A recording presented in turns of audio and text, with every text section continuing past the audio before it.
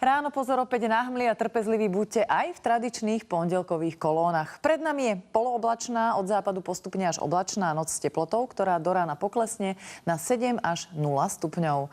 Začína sa ďalší novembrový týždeň a počasí zostáva v podstate rovnaké. Ráno rátajte opäť s hmlami alebo s nízkou oblačnosťou. Na západnom Slovensku bude cez deň polooblačno až oblačno, miestami s prehánkami. Popoludní sa počasie zlepší, teplota vystúpi na 12 až 17 stupňov, iba pri hmle bude chladnejšie. Stredoslováci budú mať takisto z rána hmlu, no a cez deň bude polooblačné až oblačné počasie, miestami s prehánkami. Teplota vystúpi na 8 až 15 stupňov, len pri hmle bude chladnejšie, na horách bude veterno.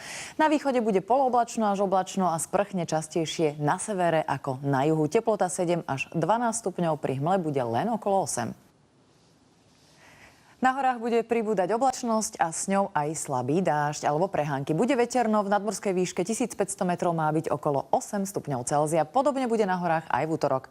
Bio sa zajtra zmení na 3. V nasledujúcich dňoch sa počasie výraznejšie nezmení. Na oblohe sa bude teda striedať hmla s oblakmi alebo so slabými zrážkami. Teplota sa bude naďalej udržiavať v intervale od 10 do 17 stupňov.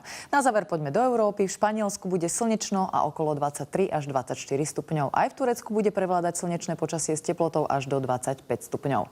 Sever Európy bude zajtra oblačnejší, ale v Štokholme bude pekne s teplotou okolo 9 stupňov. V Paríži má byť polojasno s teplotou do 17 stupňov. Na britských ostrovoch očakávajú miestami dážď a teploty od 13 do 17 stupňov Celzia. Karibik bude mať aj zajtra prehánky alebo búrky, ale teploty vysoké až do 33 stupňov. Voda má 28 až 30. No a pekné polojasné počasie budú mať zajtra aj Filipíny s teplotou okolo 32 stupňov. Teplota vody má zhruba 29 až 30.